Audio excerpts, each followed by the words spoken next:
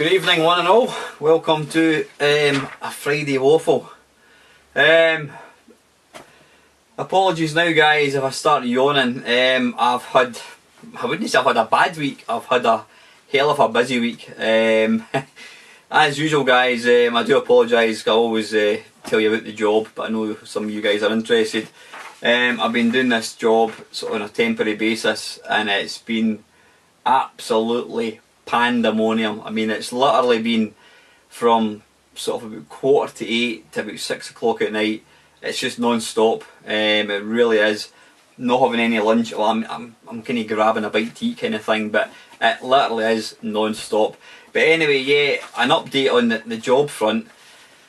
I am due to finish up on the 4th of March. That's when I become unemployed. Now, I think I mentioned I had an interview a couple of weeks ago for a temporary position covering maternity cover. Now, I had a phone call today from that company and they want me to go and work for them for the next 8 months on a sort of temporary contract. Now, what can happen is I would work for them for 8 months and at the end of it still get my redundancy.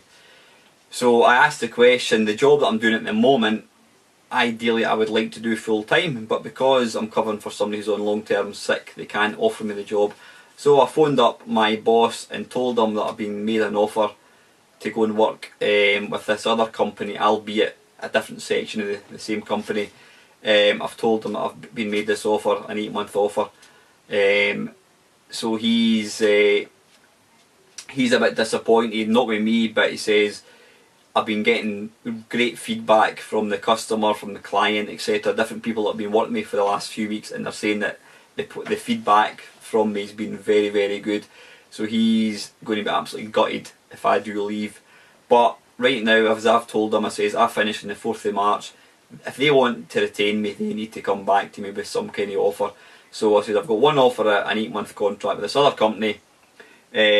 So the ball's now in their court to see if they can come up with something else. So anyway, apologies about going on the job guys, but I do know some of you like to know where I am. But yeah, apologies about lack of videos this week guys, because of the job. The job is absolutely consuming me.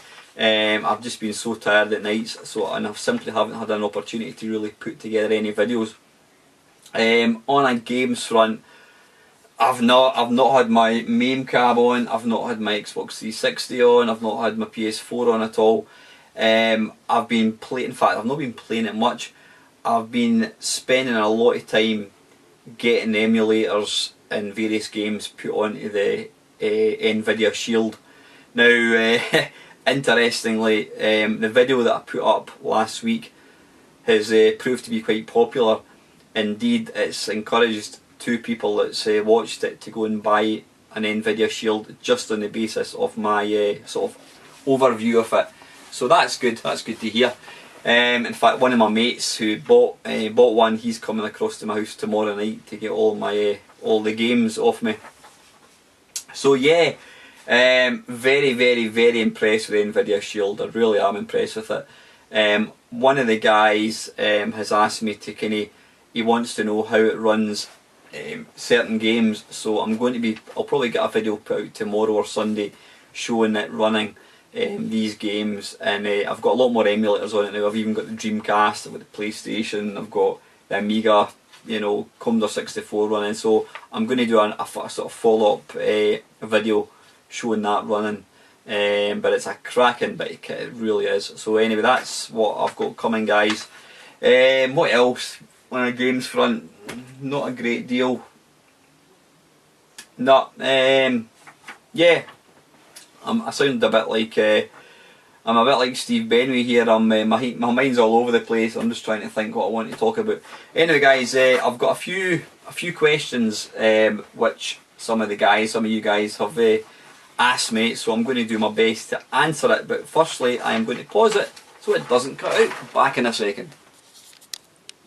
Okay, right, the first one, this is from Chris, the Retrospective 81. Now, I'm guessing that's not your age, Chris, I'm guessing that's the year you're born, which makes me feel extremely old because I would be Mamemeister 67, which terrifyingly isn't that kicking arse off of the age I'm going to be.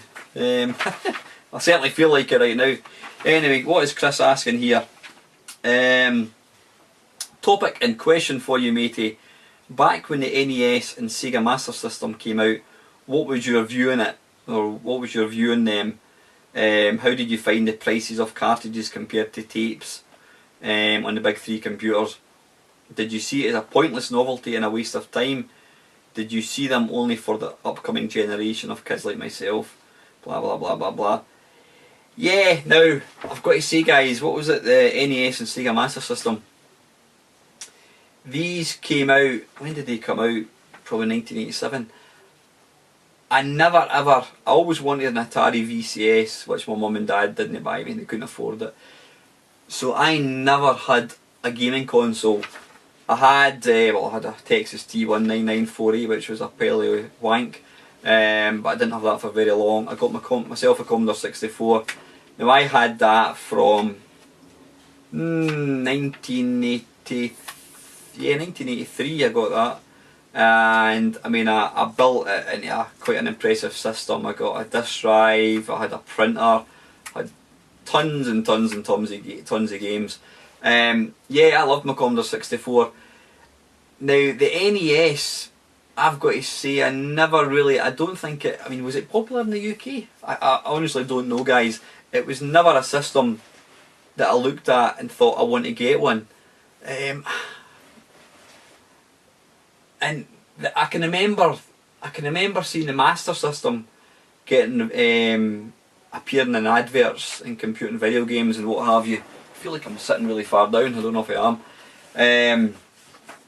Yeah, I can always remember seeing pictures of the Master System, and it was running things like was it Hang On? I think it was Hang On, one of the games that came out for it. And I can remember, like, I mean, I had computer and video games. And yeah, I used to see reviews of Master System games and NES games, and I can always remember, not so much for the NES, like I said, the NES seemed to kind of pass me by. None of my pals had consoles, so you know, I never had any real tie-in to an NES at all. Didn't have any desire to get one.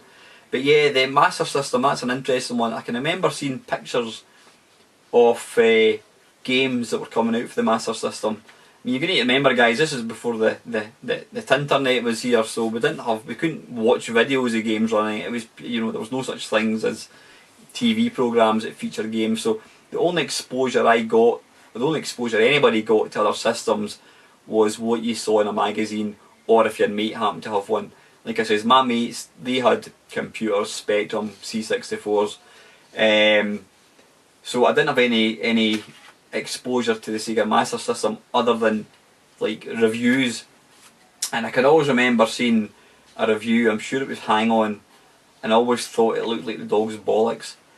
But the thing is, what you have to understand, it's maybe hard for people to understand that now, but back then, you know, a computer cost maybe £100, £200, £100, whatever. A console was £100. Back in 1986, 1987, whenever it was, £100 was an awful lot of money. I mean, it was probably, I don't know what you would compare it, it's probably equivalent to about maybe £400 nowadays. But you know, your wages, the wages that I were on back then were absolutely shit. I mean, my starting salary when I was 18, now I know you can't equate it for inflation, but my starting salary when I was 18 was just over £2,000, which now seems ridiculous. It really does. So yeah, I mean, I was £100 was a shitload of money, and you know, I couldn't afford to just go out and buy a Master System. So yeah, it was always just one of these things I used to look at and think that'd be nice to have, but there was just simply no way I was ever going to buy one or get to use one. So yeah, it was just something that completely passed me by. But yeah, I did look at the Master System and think, that looks really nice, I would love to have one of these. But unless I was to sell my Commodore 64 and then buy one, I was never going to get one. But there was no chance I was going to sell my C64. I mean, I had such a, you know, I had a mass, I'd been collecting for the C64 for years and years.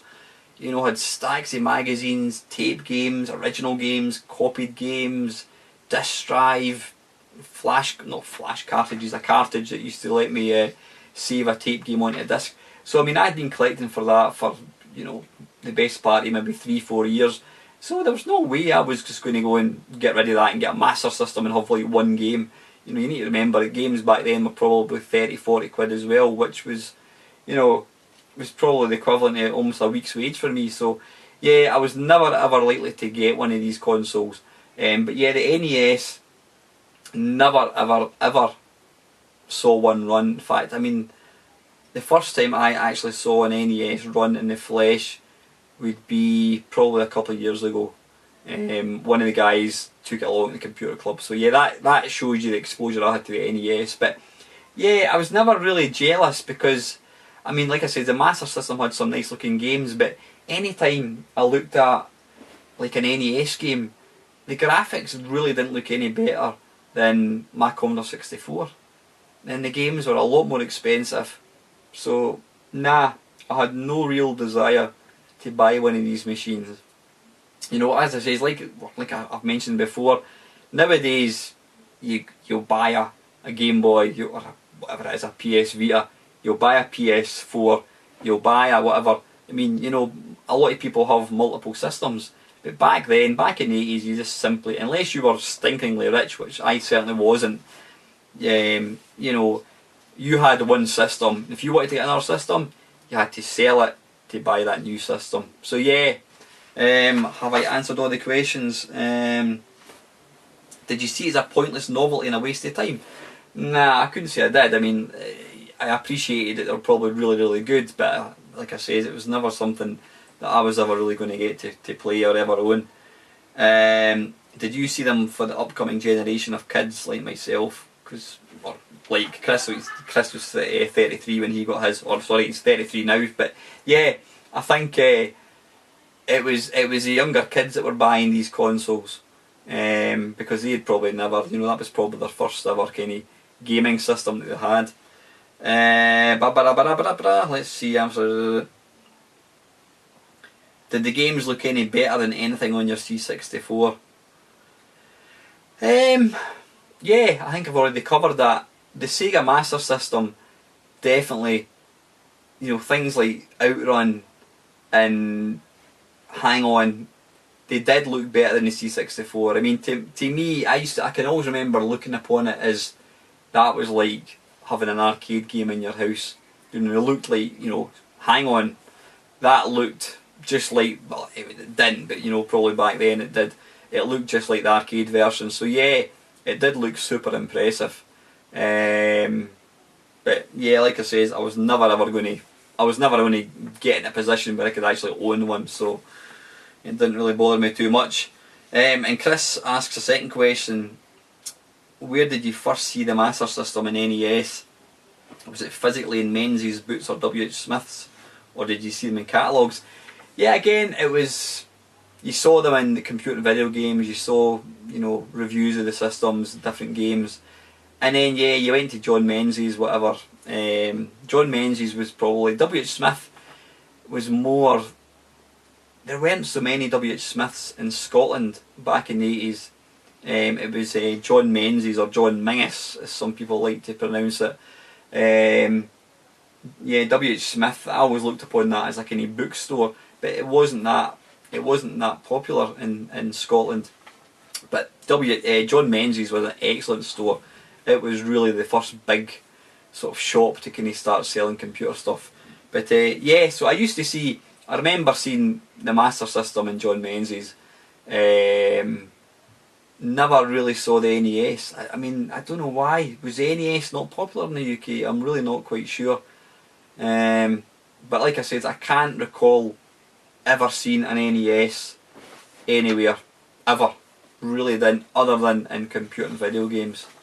Now what else is Chris saying here? Blah blah blah blah blah. Did anyone you know have one when they first came out, and was there anyone crazy enough to swap their C64 or Spectrum for one? Well, again, guys, my pals were the same age as me, and no, I didn't know anybody I mean, all my mates had had Spectrums or Commodore 64s, and none of them had any interest in swapping it for a Master System or an NES.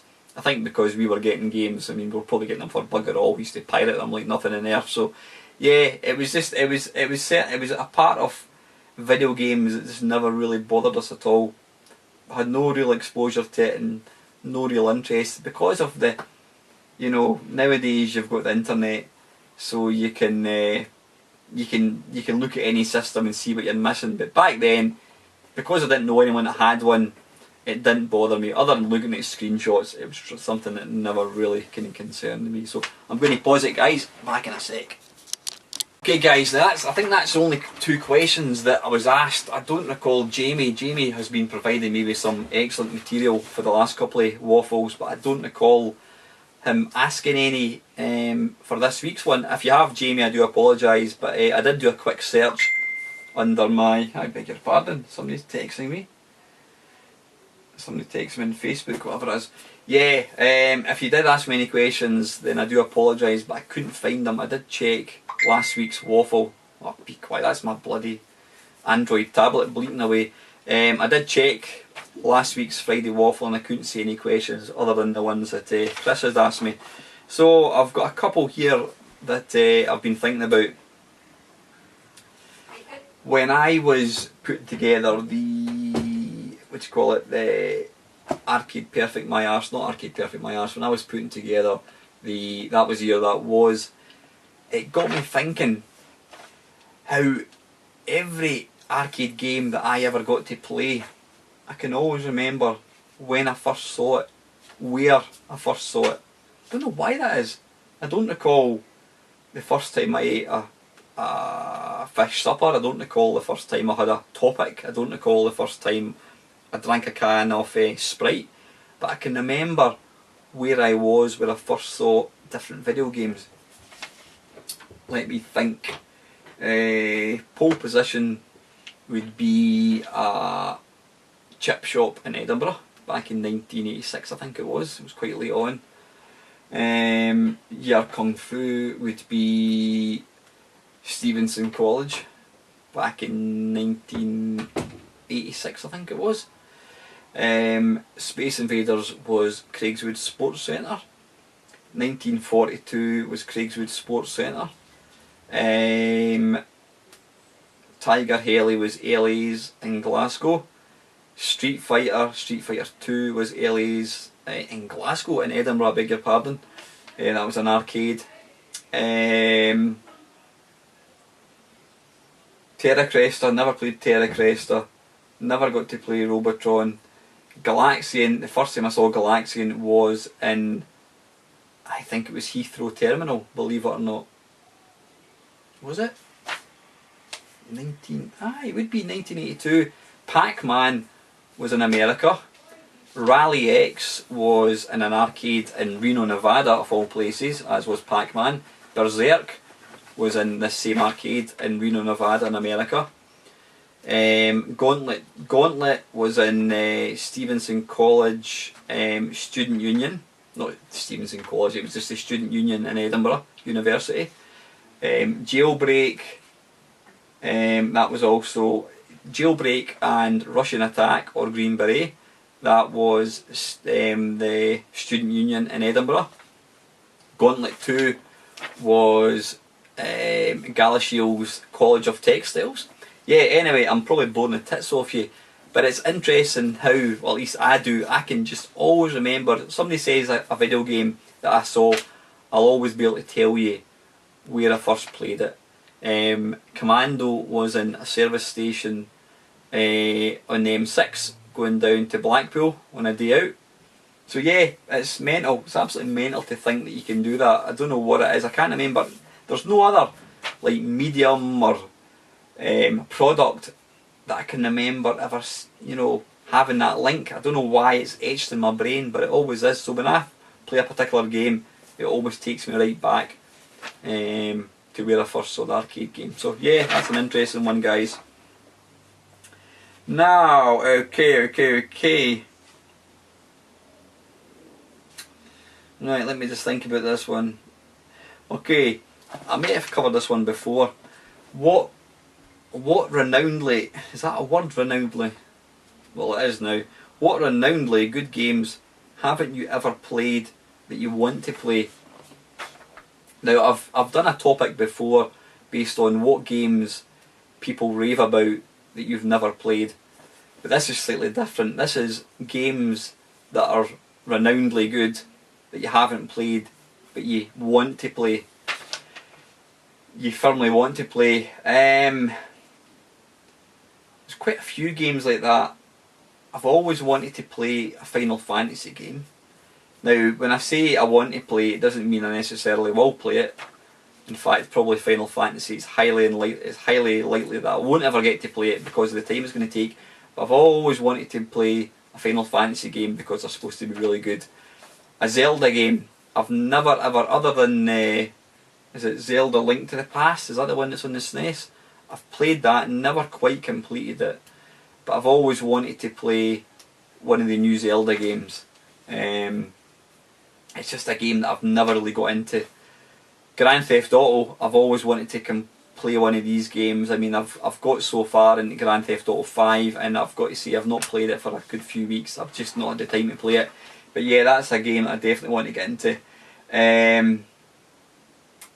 Far Cry, again, these are raved about. I mean, I was playing, believe it or not, I was playing Far Cry 4 on the Nvidia Shield because you can stream games from your PC to the Shield. I was through at my mate George's house and he's got Far Cry 4 which has just come out, and we managed to stream it, albeit it was kind of starting a wee bit, but I think that's just because George's got a kind of crap internet connection. Yeah, playing Far Cry 4 on the Nvidia Shield, which is quite impressive. But yeah, what other games have I got? What other games are there that I've always wanted to play and I fully intend to play? Anything else? Yeah, the games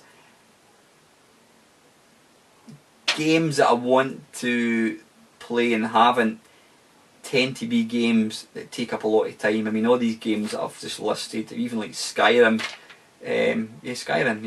Skyrim, Zelda, Far Cry, these are all games that are going to take a lot of your time. So although I want to play them, it's probably highly unlikely that I will actually ever get round to playing them. So yeah, I'm going to pause it guys, back in 2 seconds. Okay guys, right, this is the last topic that I've written down. What are your top 10 retro games that everyone must play before they die and why? Now this, you could probably say, what are your 10 favourite games? So I suppose it's almost the same answer. But why? So what games should everybody play? That's what I should really say. Yeah, what games should everybody play? Now, I've not made any list, I'm just going to try and do this from memory. Robotron 2084 or 2084 or 2084, whatever you want to say. Or Robotron 208-4. Call it what you want. Robotron. Why should everybody play it? Everybody should play this game because it is the essence of everything that makes a video game good. It's, you know, the graphics are quite simple. It's simple controls. It's addictive as hell. But the fact that it's such a simple game to play means that you don't have to learn how to play it. If you can move, if you've got 2 hands and you're able to move 2 joysticks, then you've got the basis of the game. You move and you shoot things and you don't die. That is basically what the game is about. It's probably like what the original games or classic video games are. Don't die, shoot things and don't die. But Robotron, it creates this zonal experience. I mean, the graphics are simple, but they're played against a black background. And if you've ever, you know, if you play it, especially with the lights, if you play it in a darkened room, it stops being a video game, and you end up, it sounds really hippie and outlandish, but you actually end up becoming the game. You become at one with the game. That seriously though, you get in, if you play it long enough, you get into a sort of zone, a kind of trancel zone, where you're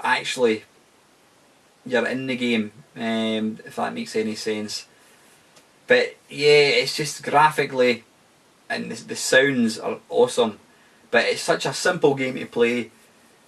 But it really, once the game clicks with you, it's just a fantastic gaming experience. I mean, I've always maintained that, you know, about the game. It's the purest form of video games that you'll ever experience. It really is.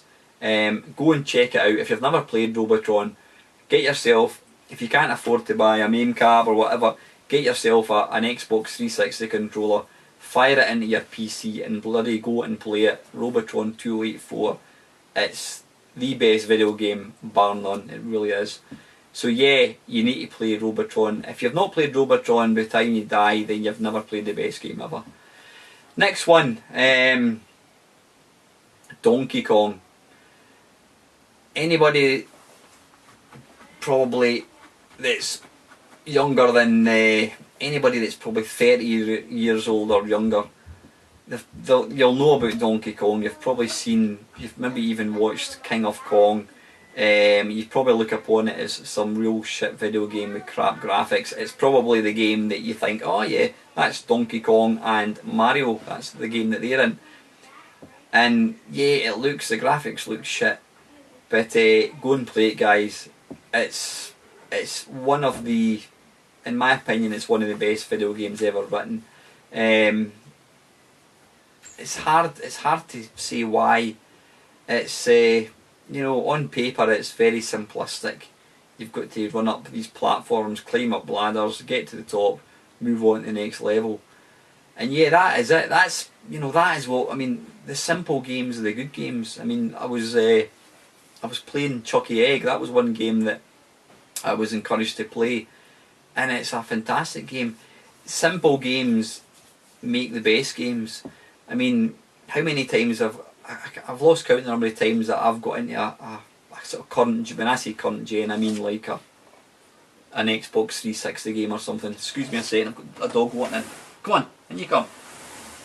I've got Archie the singing dog in. Yeah, how many times, I've lost count the number of times that I've played a game on a sort of current gen and got right into it, and then for whatever reason I've stopped playing it and moved on to something else. Then when I try and go back to the game, I can't remember what the controls are, and I end up giving up. Yeah, and to me that's what makes a good game, when you get a game that is simple to play. You shouldn't have to read instructions, you can just pick it up and play. And Donkey Kong's one of these games, but it's such a quirky, deep game. There's a lot more to it than meets the eye. If you ever watch, go onto YouTube, or if you're watching this, you're always on YouTube. Google Donkey Kong World Record and watch some of these guys play this game. There's lots of wee tricks and tips and, you know, things that the average player would never know about, but it's such a brilliant game. I mean, I was never into Donkey Kong until I watched King of Kong, which basically charts the rivalry between Steve Wiebe and Billy Mitchell, who is renowned the best video games player in the world. Of old classic games, I should say, not current games. I don't think Billy Mitchell plays Call of Duty or whatever. But yeah, watch an expert play Donkey Kong and you'll see just what an amazing game it is. It's such a deep game. There's a lot of skill involved to actually get good at it. But yeah, if you've never played Donkey Kong, go and check it out now, guys. Yeah, anything else? Any other games that you must play? I'm trying to think. Rolling Thunder. I mean, Rolling Thunder's one of my favourite games. Is it a game you must play before you die? I'm not so sure. Because there's a lot of games similar to Rolling Thunder. But yeah, that is it, guys. I can't think. I'm kind of running dry a wee bit here on that topic. So yeah, go and check out Donkey Kong and go and check out Robotron 2084. I'm going to pause it for 2 seconds, guys. Right, anyway, listen, guys. Apologies about a short waffle. Maybe I shouldn't apologise, because a short waffle is probably the best kind of waffle there is. Yeah, that is me, guys. Apologies about lack of sort of topics to talk about this week. Like I said, I've just had a shed load going on at the moment with this job. It's been consuming all my time. But yeah, where are we going with the channel? I am now up to, that was the year that was, I'm up to, I think the next year is going to be 1988. So there's probably still another, I reckon probably another 7 weeks worth of material for that.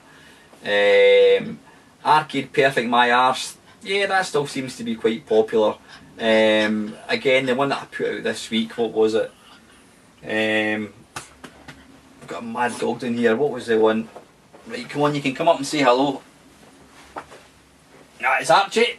Right, you can sit there, you're a good boy. You sit down. Yeah, what was the one I done this week? It was, what the hell was it? It wasn't Continental Circus, that was the week before. Sidearms, yeah, that's what it was, Sidearms. Yeah, it was quite a short Arcade Perfect. But yeah, that still seems to be popular, guys. So I'm still going to keep putting out these ones. As long as they get views, then I'll keep making them. Like I says, that was the year that was. I've probably got about another 7 weeks worth. I mean, I'm ranking up to probably, in fact, I might be struggling. Were any games coming out in 1995? I don't know. I don't know, but yeah, I will have to give the channel some more thought about where I want to take it. I always like to kind of try and come up with new ideas. If anybody has any ideas for new features, and as usual, anything they want to hear my views on, they want me to talk about, it doesn't even have to be video game related. I mean, I'd prefer if it was. Don't ask me about politics, I don't talk about politics. Yeah, please pop your comments in the box below, guys, and yeah, with any features at all that you'd like to see me do. I mean, I've always got other ideas floating about, but yeah, anyway, I'm completely waffling here, guys. Apologies about a rather lacklustre Friday waffle yet again. Thank you very much for watching. I says, please leave all comments, please like and subscribe if you want to see more tat by myself and Archie. As usual, guys, I hope you have an absolutely splendiferous weekend. I'm going away to lie down now and sleep until Monday morning. And that is it. As usual, guys, thank you so much for watching. It's bye from me and bye bye from Archie. Take care.